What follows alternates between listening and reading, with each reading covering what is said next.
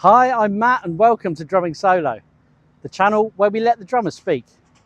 In this episode, we're talking to Chris Wood, or Woody from Bastille, as he's known to thousands of people around the world. We caught up with him with his band Bastille at Powderham Castle in Exeter. Please give us a like and a subscribe, follow us on the socials, and we'll see you next time on Drumming Solo. All right, so Woody, can you just give us a quick explanation of Spaceship Woody? Spaceship Woody, yeah. So yeah, when the band first started, it was a little bit less than what you see now. It was like still 5-piece kit, 1 up, 2 down. But all the extra pads here weren't there. The extra kick pedals weren't there yet. And then as we started finishing album 2, I sort of realised I need more bits and added it on. I didn't want to be that second album's knobhead. It's like, oh, we had a bit of success, I'm now going to add all the toys. But as it grew and grew, and the songs got finished, I was like, I need that, I need that, I need this, I need that, and extra sounds. So yeah, this has evolved over time, but this I think is my probable sort of final form. Okay. Drum kit. So yeah, British Drum Company Legend Series. Been with them since 2019 now. Yep. They're fantastic. Handmade up in Manchester. Well, in Stockport. Sorry, in Greater Manchester, by Keith and the team. So 22x18 kick. Yep. 12x8 rack, 14x12 floor, 16x14 floor. At the minute, got a Ludwig 402, but we keep chopping and changing snares at the minute. My main BDC snare is a Merlin 14x6. Yeah. Cymbals, we've got 18-inch AAX Aero Crash, hand-hammered 18-inch Vanguard, 19-inch Legacy, and 20-inch Ozone AAX. But I generally favour the sort of darker stuff in the middle, especially. So you've got these like sound baffles. Got these sound baffles up here. That's ideally trying to keep cymbals out of the microphones. Okay. Because there's a lot of. Are they a relatively new addition? Because they haven't been out for this tour. Literally this tour. So it seems to work. Yeah. And then they've been great. And then also my ride. 22-inch Legacy Heavy Ride, my favourite cymbal I've ever had. Basically. Yeah, I've played one of those. They're nice. You can crash it to death. It sounds great. Ride it properly. Yeah, it's just an amazing cymbal. And we got 14-inch XXX groove hats. All Roland electronics. So we got 8 of the pads here. So these the PD6, aren't they? Yes, PD6. Yeah. Have you been tempted to go to the larger ones? No, just because of space. I want to try and keep it as compact as possible. Yeah. Otherwise, I mean, I'm basically playing full 180 spread at the minute. I don't want to have to go further. No. It makes it trickier. And then what else we got? So that all runs into a TM6 Pro, which we've hidden just underneath there. And that all triggers from Ableton Live. And the same with the 2 kick pedals. Yeah, KT10s here. Yeah, so we have different drum sounds and samples throughout, like every song pretty much. On the last album, we had a single that had 72 different drum samples. Right. So that has to evolve through the track. So we're able to reprogram all the pads to change as we go. Okay.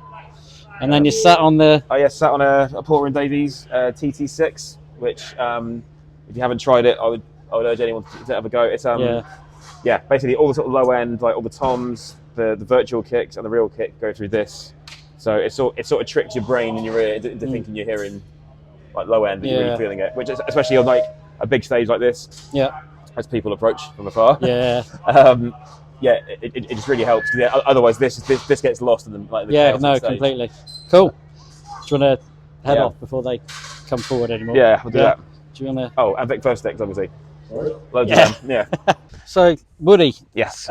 We know you're from a musical background because of your dad and stuff. What were your first memories of music, and what was music like growing up in your house? My dad's still a guitarist and singer locally. In fact, he's sat in the car over there, funnily enough.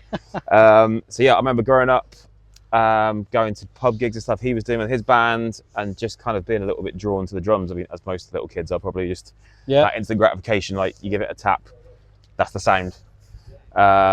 And foolishly, I thought if I started playing drums, I wouldn't have to learn to read music, which turned out to be incredibly false and incorrect in the long term. So just kind of grew up around bands with dad, and then did the usual thing of playing in god-awful school bands with your mates. And so what age did you actually start?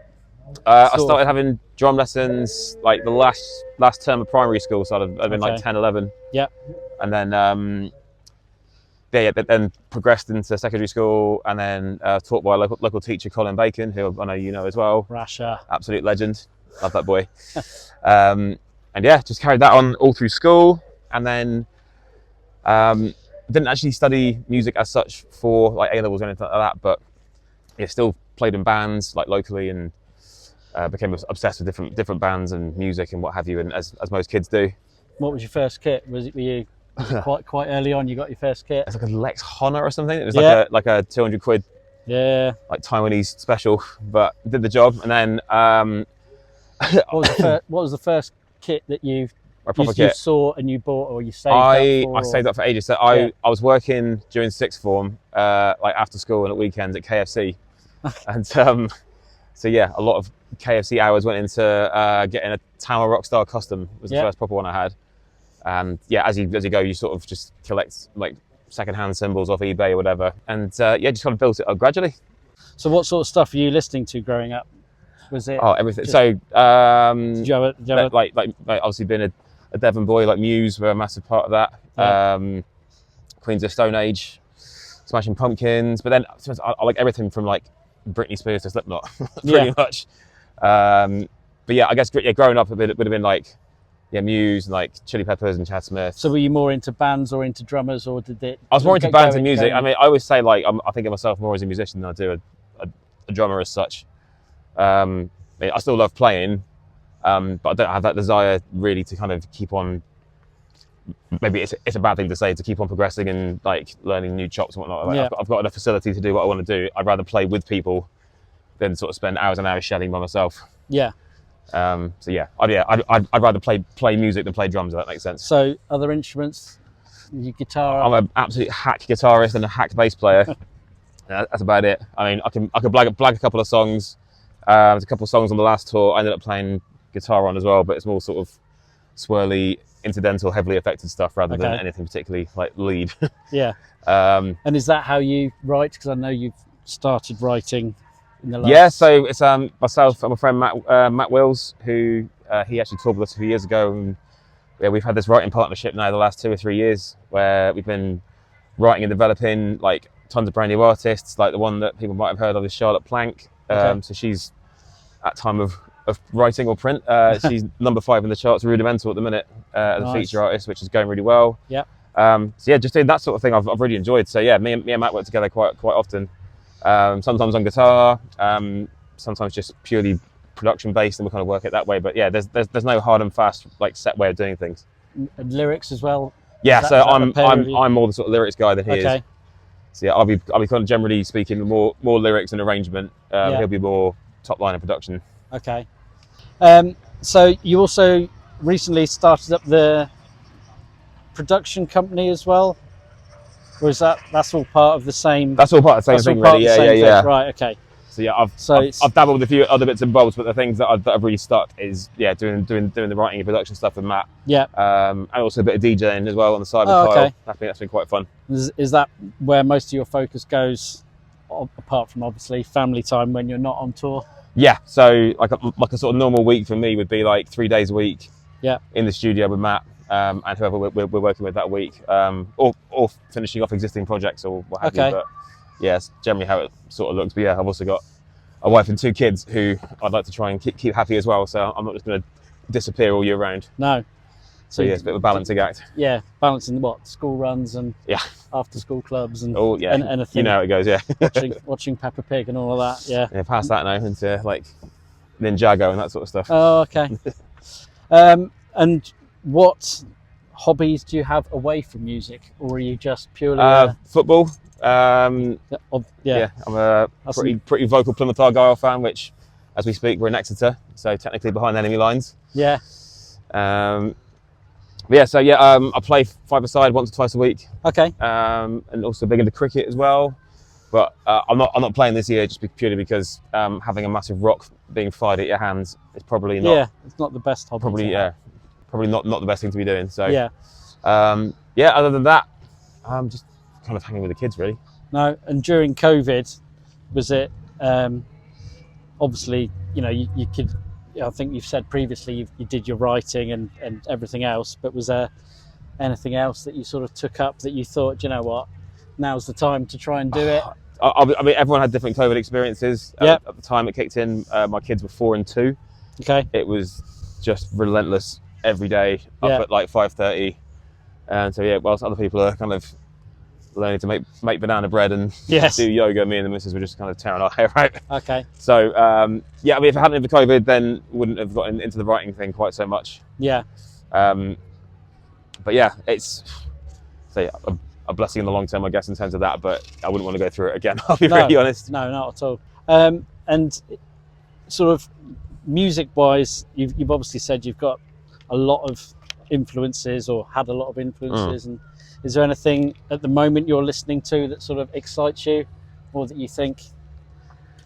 You know what, I think at the minute, it's a really interesting time in music because older stuff is now becoming as important as newer stuff. So just because of Spotify and whatnot, there's a whole generation of kids that are discovering, like, you just can't legislate for what song's going to go mad on TikTok like that. No. Fleetwood Mac song, the guy skateboarding, drinking orange juice. Out of nowhere, there's a whole generation of kids that suddenly discover Fleetwood Mac. And it's like I had conversations this week with kids who I never thought would really show any interest in Elton John. Yeah. But after last week in Glastonbury, everyone's talking about it, and so it's I mean, I've always had a bit of I like noisy, horrible things. So we quite like in UK grime in general, like the last few years. That excites me. Yeah. I mean, not that I'm a MC or anything, but yeah, I just enjoy it, and all the production too. It's interesting actually. So we just got back from America. And there's quite a lot of UK grime production, and like drill production is now seeping into like American hip hop. Oh, okay. So you sort of hear all the same sort of styles and bass lines on these US tracks now on radio and in the shops and everything. So, but is that something that you sort of will stick in your mind then when it comes to writing the next album? You'll think, oh, let's try and maybe a little bit, or take little flavors here and there, but rather than doing a sort of straight pastiche of it, the whole hog. Yeah, but then it's just interesting. How I mean, I don't know. I guess it's one of those things where when you know too much, you just can't help overanalyze everything you hear. Yeah. But it seems like productions in general now have to be very immediate and often quite sparse. That there's like only 2 or 3 elements in certain songs, and that's like across pretty much all genres. So people are now thinking about, is this going to work on TikTok? Is this going to sound good at your phone rather than in like glorious 5.1 surround or whatever? Yes. So yeah, all these kind of considerations end up impacting, I think, how music's getting made and developed at the minute. So, quite where it goes, I don't know, but yeah, I'm also really enjoying kind of working with like all these brand new artists as well. It's quite fun just seeing them go from the start, and hopefully I can impart a tiny bit of wisdom. Yeah. Basically, do as I say, not as I did, sort of thing. And just to sort of finish off with, is there any artist that would, if they called you up and said, we need you to come and play now, that you'd just have to drop everything for and go, I've always dreamed of? I mean, Queens of Stone Age would probably be the one. Did you watch their set last week? I did, yeah. Unbelievable. Yeah, absolutely ferocious. But yeah, I need to put in some serious hours, I think, to get up to that level. Yeah. Because John Theodore's obviously like one of the best ever. Yes. Basically Superman playing drums, so that's no mean feat to fill in on that. No. But you've always been a Queen's fan, and always have been for ages. Yeah. But I mean, other than that, I don't know. I mean, people often ask that question, but like ultimately, I mean, I'm really happy doing this with the boys still. Yeah, like, we've been, well, I mean, I've known Dan for 15 years now, so yeah, playing together for an awful long time, and it's kind of we've sort of built this thing together, and it's I love it. I'm just enormously proud of it. We need to go away and make album 5 and see what comes next. And is there a studio date booked in, or is it just not as such? But there's a whole bunch of demos floating about. Yep. The songs we started a while back, which didn't make this album, Just Gone, which may end up in the next one. Okay. So there's a sort of starting point there already. But for anyone who knows Dan, our singer, who's our songwriter as well, he's just relentlessly just creative, and he'll probably end up writing about 4 albums next year. Okay. So yeah, I don't think we're going to struggle. Cool. Well, have a good one tonight, mate. Thanks, mate. Thanks for coming down. Thanks for this. We'll see you again. Thanks, mate. Cheers, buddy. Walk.